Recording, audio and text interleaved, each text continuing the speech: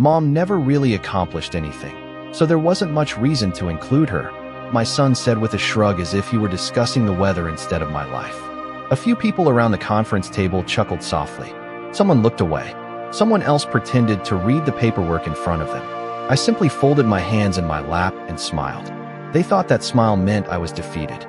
They had no idea it meant the opposite. I'm Eleanor Brooks, 71 years old, and on the morning my family erased me from a will, I became the owner of the one thing they wanted more than anything else. The law office sat on the third floor of a red brick building overlooking downtown Hartford. Rain tapped softly against the windows while my family gathered around a polished oak table that probably cost more than my first car. My late brother's estate was finally being settled. For months, everyone had talked about little else. The property alone was worth millions.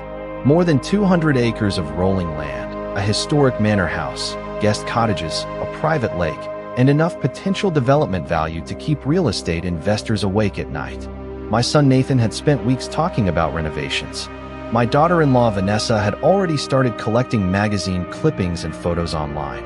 They spoke about the estate as if it already belonged to them, as if the future had already been signed and delivered. I arrived alone that morning wearing the same navy blue coat I'd owned for years. It was warm, comfortable, and apparently enough to convince everyone I had failed at life. Nathan glanced at my coat when I walked in and exchanged a look with Vanessa. I had seen that look before. It was the look people gave when they assumed they knew everything about you. The attorney, Martin Hayes, adjusted his glasses and began reading. Names were mentioned, percentages assigned, investments distributed, family heirlooms carefully listed. I listened quietly. Occasionally Nathan nodded. Vanessa smiled wider each time another asset appeared beside their names. Then Martin reached the final pages. My name was barely mentioned. A small acknowledgement. Nothing more. No meaningful inheritance. No significant share. No special consideration. After decades of helping family members through illnesses, financial troubles, divorces, relocations, and emergencies, I had effectively been reduced to a footnote. Vanessa leaned back in her chair looking satisfied. Nathan crossed his arms. I think Uncle Robert knew who actually contributed to the family, he said casually. The words lingered in the room. No one challenged him. No one defended me. The silence said enough. Years ago, that silence would have hurt. It might have kept me awake for nights. But not anymore. Because while they spent months imagining what they would do with the estate, I had spent months learning things they never bothered to discover. They saw an aging widow driving an old sedan. They saw discount grocery bags and practical shoes. They saw someone who rarely talked about money. What they never saw was patience. What they never saw was discipline. And what they definitely never saw was the contract resting inside a leather folder in my car downstairs. Martin closed the final document. The meeting was officially over. Chairs scraped against the floor. Conversations immediately shifted toward future plans. Vanessa was already discussing landscaping ideas. Nathan mentioned hosting summer events by the lake. Listening to them felt almost surreal. They were celebrating ownership of something that no longer belonged to the family. Not because it had been lost. Not because it had been taken. Because earlier that very morning, before any of them arrived, I had quietly signed the final paperwork that made me the new owner of the entire estate. And none of them knew it yet. I left the law office before anyone else. The elevator ride down was quiet except for the faint hum of the machinery and the distant sound of rain against the building. Nathan and Vanessa stayed upstairs, probably discussing furniture layouts and future renovations for a property they believed would soon shape the rest of their lives. I stepped into the parking garage, unlocked my aging silver sedan, and sat behind the wheel for a moment without starting the engine. The leather folder rested on the passenger seat beside me. To anyone else it looked ordinary. To me it represented 15 years of discipline, patience, and silence. The silence was the part people never understood. They assumed quiet people had no plans. They assumed modest people had no resources. They assumed older women became invisible once they stopped trying to impress anyone. Those assumptions had served me well. As I drove home through the steady afternoon rain, memories surfaced one after another. I remembered the first time Vanessa called me old-fashioned. It had happened during a family dinner nearly a decade earlier. Everyone laughed politely. I laughed too.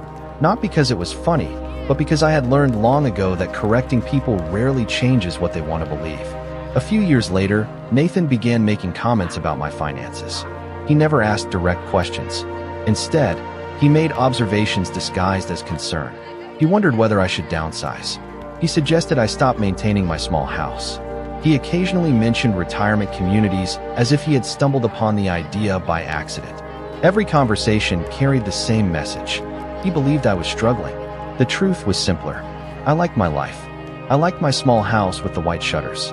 I liked shopping at local stores instead of expensive boutiques.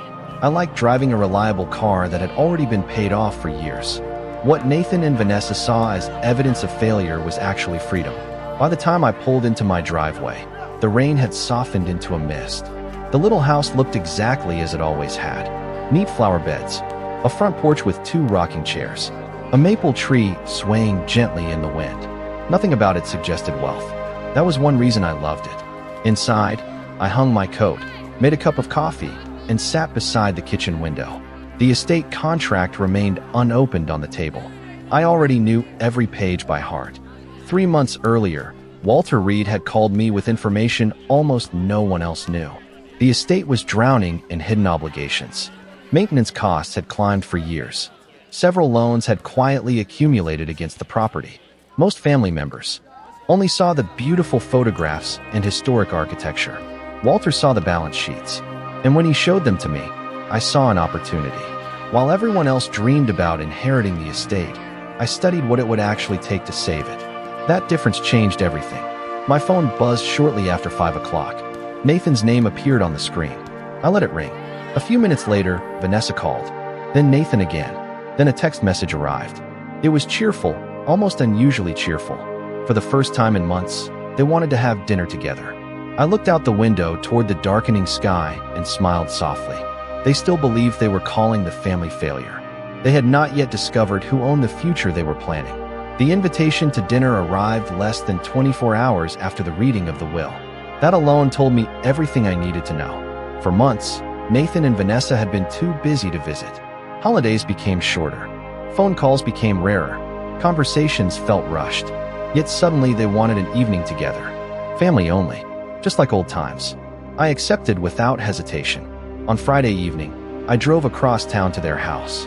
The neighborhood was one of the newer developments outside Hartford, filled with large homes, decorative stone entrances, and carefully maintained lawns. Nathan had always cared about appearances. Even as a child, he wanted the newest shoes, the nicest bicycle, the biggest bedroom. As I parked in the driveway, I noticed 2 luxury vehicles sitting beside the garage. Success surrounded them, or at least the appearance of success. Vanessa opened the door with a smile that seemed unusually bright. She hugged me immediately. The gesture surprised me, not because it was unwelcome, but because it had become so rare. "We are so glad you came," she said. Nathan appeared behind her carrying a tray of drinks. He smiled too. For a moment, I almost admired the performance. The dining room table was set beautifully. Candles flickered softly. Fresh flowers sat in the center. Logan was already seated when I entered. Unlike his parents, his smile felt genuine. He stood and hugged me. "It is good to see you, Grandma," he said.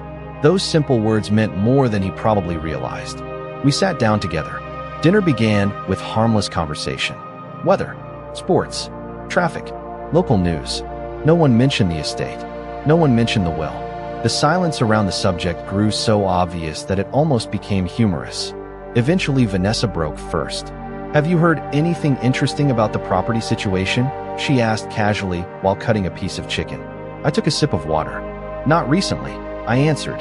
She nodded slowly. Nathan leaned forward. "Martin said there are still some unresolved details." "I am sure there are," I replied. Again, silence settled over the table.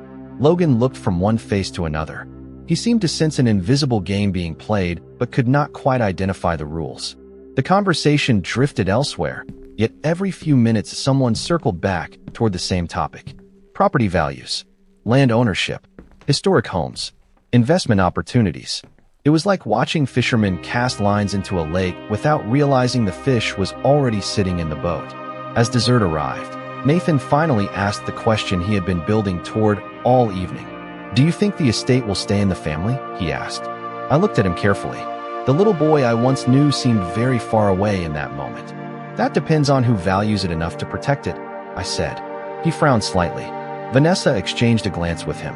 Neither seemed satisfied by the answer. When dinner ended, I thanked them for the meal and walked toward the front door. Logan followed me outside. The evening air felt cool and crisp. "Grandma," he said quietly, "something strange is going on, is it not?" I smiled. Sometimes people become very interested in family when they think something valuable is within reach. He laughed softly. Then his expression grew serious. "Just be careful." I touched his arm gently and nodded. As I drove away, my phone buzzed with an incoming email notification. It was from Martin Hayes. The subject line contained only 4 words. "Final transfer confirmed today." I did not need to open it to know what it meant. But somewhere across town, a storm was already beginning to form. The following Monday morning, I drove to a small office building on the outskirts of Hartford where Walter Reed had been waiting for me. The building was unremarkable. Beige brick, narrow windows, a parking lot that was rarely more than half full.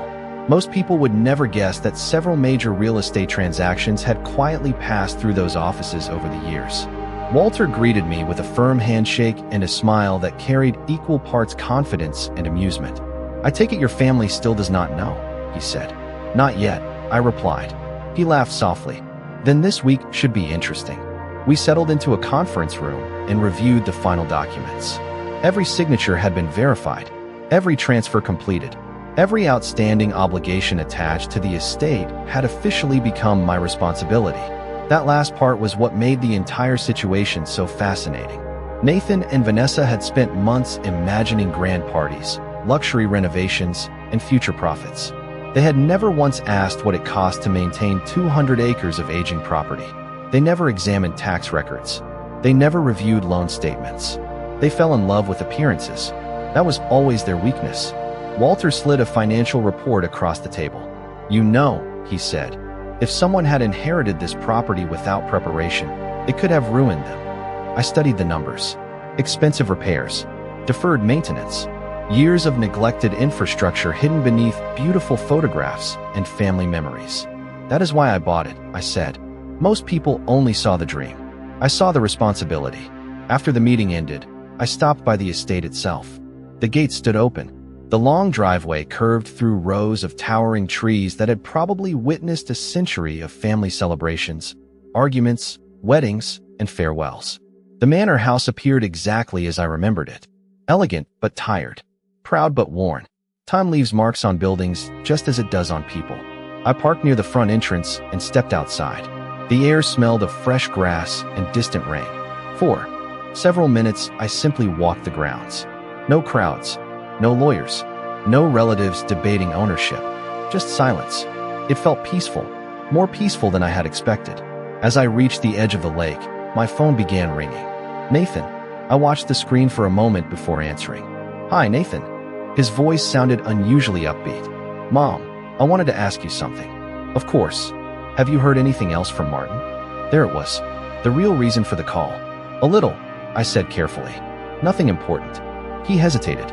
"Well, Vanessa and I are trying to plan ahead. There are still details we need clarified." I looked across the calm water. "Sometimes details change everything," I said. "What does that mean?" he asked. "It means assumptions can be expensive." For a few seconds, neither of us spoke. Then he laughed awkwardly and changed the subject. After we ended the call, I slipped the phone back into my pocket. The conversation confirmed what I already suspected. They were becoming impatient. They expected answers. They expected control. Most importantly, they expected the future to unfold exactly as they had imagined. As I turned back toward the manor house, another vehicle entered the property through the main gate. A black sedan moved slowly up the driveway. I recognized it immediately. It belonged to Martin Hayes. He parked near the entrance and stepped out carrying a thick leather briefcase. Even from a distance, I could tell by the expression on his face that something significant had happened. Then he raised a hand and called out to me. "Eleanor," he said, "we need to talk. Your family just filed a formal request for an emergency meeting." Martin and I moved into the manor house library, a quiet room lined with dark wood shelves and decades of family history. Rain clouds had begun gathering outside, turning the tall windows into mirrors. He placed his briefcase on a large table and carefully removed several documents. "Your son and daughter-in-law are concerned," he said. I smiled faintly. Concerned about what? Officially, they claim there are unresolved questions regarding the future of the estate. I sat down and folded my hands. And, unofficially, Martin allowed himself a small smile. They believe something is happening without their knowledge. That was the closest anyone had come to the truth all week. He opened one folder and slid a copy of the meeting request toward me. Nathan's name appeared first, Vanessa's second. The language was polite, professional, respectful, yet every sentence carried the same message. They wanted answers. More importantly, they wanted control. When is the meeting? I asked. Wednesday morning. I nodded slowly. 2 days away. That seemed appropriate. People often become impatient when reality refuses to match their expectations. After Martin left, I spent the afternoon walking through the estate once more. The property deserved better than becoming the center of a family argument. Near the lake, crews were already inspecting parts of the shoreline that needed reinforcement.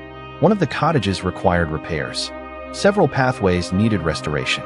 There was work to do everywhere. Real work. The kind nobody discussed when they dreamed about ownership. Later that evening, I returned home. By then my phone had collected 3 missed calls from Nathan and 2 from Vanessa. I listened to none of the messages. Instead, I made tea and sat on my porch watching the sun disappear behind the trees. Peace felt increasingly valuable. Around 8 o'clock, another call arrived. This time it was Logan. I answered immediately. Hello, Grandma. Hi, Logan. He hesitated. Can I ask you something? Of course. Are my parents worried for a reason? The question made me smile. Unlike most adults in the family, Logan asked direct questions. Why do you think they are worried? I asked. Because they have been talking about that property nonstop, ever since the reading of the will. He paused. I do not think they expected things to become complicated. I looked out into the darkness beyond my porch. Life usually becomes complicated when people start counting things before they actually belong to them. Logan laughed quietly. That sounds like something Grandpa would have said. For a moment, neither of us spoke. Then he said something unexpected. Whatever is happening, I hope it works out for you. The sincerity in his voice touched me more than he realized. After we ended the call, I sat alone with that thought. Not once had Logan asked what he might receive. Not once had he asked about money. He simply cared about people. The next morning, news of the emergency meeting seemed to spread through the family faster than I expected. By lunchtime, several relatives had contacted me. Some sounded curious. Others sounded nervous. A few suddenly wanted to reconnect after years of distance. It was remarkable how quickly relationships changed when valuable property entered the conversation. Then, shortly before sunset, a new email arrived from Martin. Attached was the finalized agenda for Wednesday's meeting. I opened the document and read the final line twice. Attendance required for all interested parties. Beneath that sentence was a list of names. Nathan, Vanessa, several relatives, Martin Hayes, and one final name listed as the current legal owner of the estate. Mine. Wednesday morning arrived gray and cool. Low clouds hung over Hartford, and a steady breeze moved through the trees surrounding the estate. I arrived 10 minutes early. Old habits die hard. The meeting had been scheduled inside the Manor House dining hall, a room large enough to host holiday gatherings for dozens of relatives. Today, however, the atmosphere felt very different. There were no decorations, no celebrations, only anticipation. When I entered, several family members were already seated around the long table. Conversations stopped briefly. A few people smiled politely. Others looked curious. Nathan and Vanessa sat together near the center. Both appeared confident, although I noticed something else beneath the surface. Tension. The kind that develops when people feel control slipping away but cannot yet identify why. Martin Hayes stood near the front of the room, organizing documents. He greeted me with a small nod. Nothing more. Professional as always. I took a seat near the far end of the table and waited. Nathan glanced toward me several times. Eventually, he leaned back in his chair and spoke loudly enough for others to hear. Hopefully, we can finally clear up some confusion today. Vanessa nodded beside him. There have been a lot of unanswered questions. I simply smiled. Martin began the meeting precisely at 10 o'clock. He reviewed several administrative matters first. Property records, outstanding obligations, historical ownership details. The information seemed to frustrate Nathan, who clearly wanted to skip directly to whatever conclusion he expected. After nearly 20 minutes, he finally interrupted. "With all due respect, can we get to the important part?" The room became quiet. Martin adjusted his glasses. "The important part is exactly what we are discussing." Nathan folded his arms. "Then who controls the estate now?" No one spoke. Every eye turned toward Martin. Even relatives who rarely attended family functions suddenly seemed interested. Martin opened a folder. Ownership transferred following a private acquisition process completed earlier this week. Vanessa frowned. "Transferred to whom?" Martin looked down at the documents before answering. The legal purchaser completed all requirements, assumed all liabilities, and received full ownership rights under state law. Nathan's patience was clearly fading. "That still does not answer the question." Martin slowly lifted the final page. The silence in the room deepened. I could hear the ticking of an old grandfather clock near the doorway. 1 second, then another. Then Martin spoke. "The current owner of the estate is Eleanor Brooks." For a moment, nobody reacted. The words seemed unable to find a place to land. Nathan stared at Martin. Vanessa blinked several times. Across the table, one relative actually looked toward the doorway, as if expecting someone else named Eleanor Brooks to walk into the room. Then reality arrived. Nathan laughed once. A short, uncertain laugh. "That is impossible." Martin calmly slid several certified documents across the table. "It is not impossible. It is documented." Vanessa immediately reached for the papers. Her expression changed as she read. Confidence disappeared first, then surprise, then something else entirely. Around the room, whispers began spreading from chair to chair. Meanwhile, I remained exactly where I was, hands folded calmly in front of me. After all, this was not the moment that changed my life. That moment had already happened. This was simply the moment everyone else finally discovered it. The silence that followed Martin's announcement seemed to stretch across the entire room. Nobody reached for coffee. Nobody shuffled papers. Even the whispers disappeared. Nathan was the first to recover. He leaned forward and stared directly at me, as though seeing me for the first time in years. "You bought it?" he asked. His voice carried disbelief rather than anger. "Yes," I answered calmly. Vanessa looked down at the documents again. Then she flipped through several pages as if a different answer might suddenly appear. It did not. Every signature was there. Every transfer had been completed. Every legal requirement had been satisfied. The facts remained exactly the same no matter how many times she checked them. "Why would you do that?" she finally asked. I considered the question carefully. Because someone needed to. Around the table, relatives exchanged uncertain looks. For years they had accepted the same story about me. The quiet widow. The woman living in a modest house. The mother who never seemed particularly interested in money. Now that story was collapsing in front of them. Nathan stood up and began pacing slowly beside his chair. "Mom, nobody even knew you were interested in real estate." I almost laughed. Nobody asked. That answer seemed to frustrate him more than any argument could have. The meeting continued for another hour, but the mood had completely changed.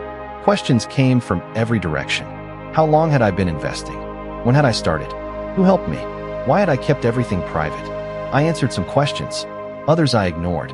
Not because I wanted to be difficult, but because I had learned that people only value information when they genuinely seek understanding. Most of the people in that room were not seeking understanding. They were trying to calculate what this meant for them. By the time the meeting ended, the storm outside had finally broken. Rain fell heavily against the windows as family members gathered their belongings and prepared to leave. Nathan approached me near the doorway. His tone was softer than before. "We should talk." "We are talking," I replied. "I mean privately." I looked at him for a moment. "Perhaps another time." Disappointment flashed across his face. Not because I had refused. Because for the first time, he was not controlling the conversation. Vanessa joined him a few moments later. Her smile returned, but it felt different now. Careful, measured. "We would love to come visit this weekend," she said.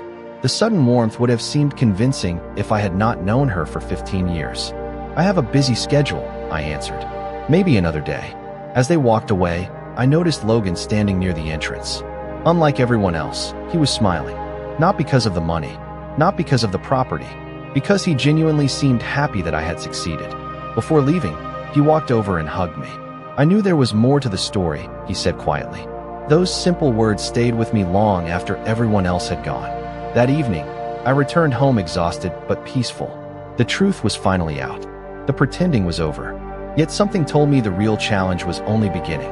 At 9 o'clock, my phone started ringing. Nathan, then Vanessa, then another relative, then another. By midnight, there were 12 missed calls waiting on my screen, and every single one of them suddenly wanted a relationship they had ignored for years. Over the next week, my phone became a fascinating study of human nature. People who had not called in years suddenly remembered my birthday. Distant relatives discovered a deep interest in family history. Former critics transformed themselves into concerned supporters almost overnight.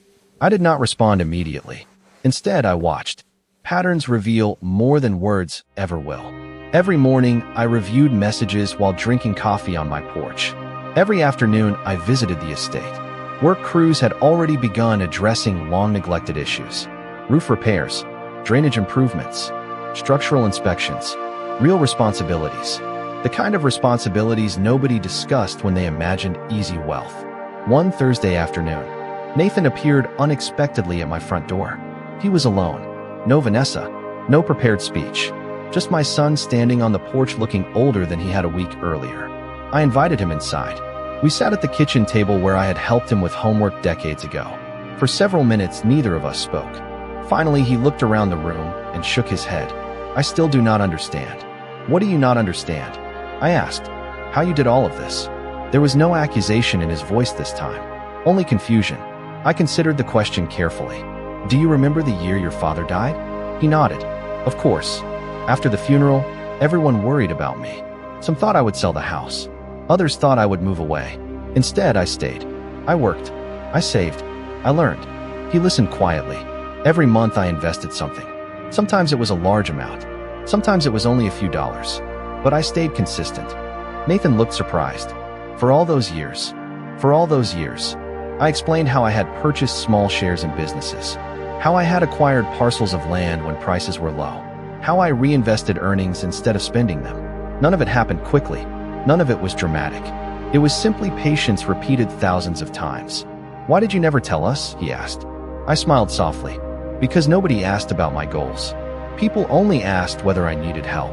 The answer seemed to hit him harder than anything else I had said. He lowered his eyes toward the table. For the first time, I saw a genuine reflection rather than calculation. I thought you were struggling, he admitted. I know. And Vanessa thought the same thing. I know that too. The room became quiet. Outside, a breeze moved through the maple tree beside the house. Finally, Nathan spoke again. We judged you by appearances. I nodded. Most people do. Before leaving, he surprised me with another question. What are you going to do with the estate? I looked through the kitchen window toward the garden. The answer had been forming in my mind for months. I am going to protect it, I said. Not just the property, the purpose behind it. He frowned. Slightly. What does that mean? You will find out soon enough. After he left, I sat alone for a long time. The conversation had changed something. Not everything, but something. Later that evening, Martin called. His voice sounded pleased. The financial review is complete, he said. Everything is ready. Good, I replied. Then it is time. Are you certain? He asked. I looked toward the folder resting on my desk. Inside was the plan that would determine the future of the estate. A plan nobody in the family expected. Yes, I said quietly. It is time for everyone to learn who actually deserves the legacy. The final gathering took place on a bright Saturday afternoon at the estate. For the first time in months, the grounds felt alive again. Freshly maintained pathways curved through the property. Garden crews had restored flower beds that had been neglected for years. The lake reflected a clear blue sky, and the manor house looked stronger than it had the day I first walked through its doors as the new owner. Family members arrived throughout the afternoon. Some were curious, some were hopeful, others were nervous. Nathan and Vanessa arrived together. Their expressions were polite but cautious. The confidence that had once surrounded them had been replaced by uncertainty. Logan arrived shortly afterward and greeted everyone with his usual warmth. By 3 o'clock, everyone had gathered inside the main hall. Martin Hayes stood beside a small table near the front of the room. Several folders rested neatly beside him. The conversations gradually faded as people took their seats. I stood and looked around the room. Faces I had known for decades looked back at me. Some had supported me. Some had ignored me. Some had judged me without ever knowing the truth. Yet standing there, I felt no anger, only clarity. Thank you all for coming, I began. Over the past few weeks, many people have asked what will happen to this property. The room remained silent. Some assumed it would be sold. Others assumed it would be divided. Some believed ownership would eventually pass to a single branch of the family. Nathan shifted slightly in his chair. Vanessa watched closely. I spent a long time thinking about the right decision, I continued. Because this place is more than land, more than buildings, more than money. I paused and looked around the room once more. It represents responsibility. Martin opened one of the folders. Effective immediately, I said. The estate will become a family preservation trust. Several relatives exchanged surprised looks. Others leaned forward. The property will remain protected. It cannot be sold for short-term profit. It will be maintained for future generations. Silence filled the room again. This time it felt different, thoughtful rather than shocked. Then Nathan raised his hand slightly. Who will oversee it, he asked. The question everyone had been waiting for. I smiled. Not me forever. I turned toward Logan. His eyes widened immediately. The future managing trustee will be Logan Brooks. For a moment, he looked completely speechless. Around the room, reactions varied. Some people smiled. Others looked surprised. Nathan stared at his son. Vanessa blinked several times. Logan finally found his voice. Grandma, are you serious? Very serious, I replied. You are the only person who never asked what you could get from this property. You only cared about the people connected to it. His eyes became emotional, but he quickly composed himself. I do not know what to say. Then say you will protect it. He nodded firmly. I will. The meeting ended shortly afterward. Some relatives congratulated Logan. Others approached me with kind words that felt genuine. Nathan stayed behind after most people had left. We stood together near the lake as evening sunlight settled across the water. I was wrong about you, he said quietly. For a long time. I looked out across the property. We all make mistakes. He nodded. I wish I had seen you more clearly. Then start now, I said. For several minutes, neither of us spoke. The breeze moved gently through the trees. The estate was safe. The future was secure. And for the first time in many years, I felt completely at peace. They thought they were removing me from the family story. What they never understood was that while they were arguing about the ending, I had quietly become the author of the next chapter.